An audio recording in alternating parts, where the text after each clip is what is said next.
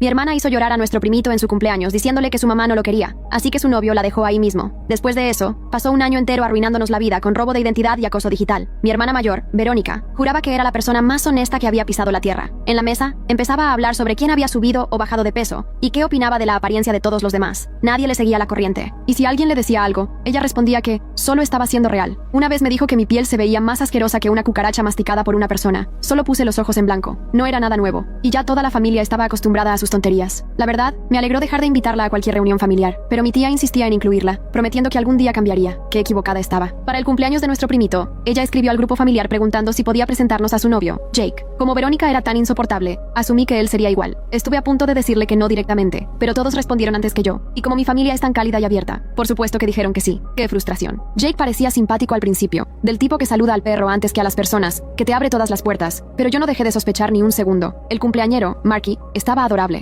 Llevaba un enterito azul con dibujos de globos. No lloró ni una vez, solo quería abrazos y jugar al cucú. Toda la familia fue, mis tíos, mis tías ruidosas, mis papás divorciados, todos, todo por Marky. La fiesta fue en uno de esos lugares para niños que tienen de todo: arcade, boliche, laser tag, piscina de pelotas, todo. Pero de alguna forma, Verónica logró colar alcohol. Estábamos comiendo una pizza que sabía a cartón cuando me di cuenta de que ya estaba tomada. De hecho, todos los adultos se dieron cuenta, no solo por el olor en su aliento, sino por cómo hablaba como si supiera todo sobre la vida. Jake estaba sentado a su lado, en una sillita naranja, mientras ella hablaba de lo auténtica que era, y de por qué nuestra prima estaba perdiendo el tiempo en un colegio comunitario. Literalmente, era el ejemplo perfecto de alguien echándose flores. Casi salté de alegría cuando llegó el pastel, porque significaba que Verónica por fin se iba a callar, jaja, o eso pensé. Todos cantaban el feliz cumpleaños, mientras Marky aplaudía con sus manitas. Mi tía trajo un pastel de dinosaurio súper lindo que compró en el súper. Apenas terminamos de cantar, Verónica se paró para hacer un brindis. Bueno, algo así. Ay, ¿ni siquiera puedes hacerle un pastel casero? ¿De verdad lo quieres?, dijo arrastrando las palabras y agitando su vaso rojo. Y esas decoraciones parecen de liquidación de una tienda barata. Si vas a tener hijos, al menos haz el esfuerzo. Todos los padres se quedaron helados. Algunos niños dejaron de masticar su pizza a la mitad. La cara de mi tía se puso roja, pero Verónica siguió. O sea, solo digo la verdad. Pinterest existe por una razón. Esto da pena. De repente, se escuchó a Marky estallar en llanto. Ese llanto triste y profundo que hacen los niños cuando sienten que su mundo se derrumba. La tía Verónica dice que el pastel de mami es feo, feo. Sollozaba. Mami, ¿por qué no hiciste algo lindo? Jake se paró tan rápido que su silla se cayó. Verónica, dame mis cosas. Se acabó. Ella se rió, tambaleándose. ¿Qué? Ni siquiera he comido pastel. Ya no hay un nosotros. La interrumpió, mirándola directamente. Acabo de verte arruinar la fiesta de cumpleaños de un niño de 5 años. ¿Qué clase de persona hace eso? Mi tío susurró un wow desde el otro lado del salón. Mi prima sacó su celular. La mandíbula de Verónica cayó. Amor, por favor, solo quería ayudar. Los niños necesitan entender lo que es tener estándares. ¿Estándares? La voz de Jake se quebró. Tiene 5 años. Él cree que su mamá es lo máximo. Y tú acabas de decirle que no lo quiere lo suficiente. Toda la sala observaba como si fuera una película. Mi tía seguía intentando calmar a Marky, que tenía la camiseta de dinosaurio empapada de lágrimas. ¿De verdad estás terminando conmigo? ¿Aquí? ¿Por esto? La voz de Verónica se volvió aguda. Jake fue hacia mi tía y le entregó un billete de $500. Por la fiesta. Perdón por haberla arruinado. Luego miró a Verónica. Búscate cómo volver a casa. Y borra mi número. Y se fue hacia la salida. Verónica se quedó congelada por unos 3 segundos, hasta que le cayó el 20. Agarró su bolso y corrió tras él, con los tacones resonando en el piso del arcade,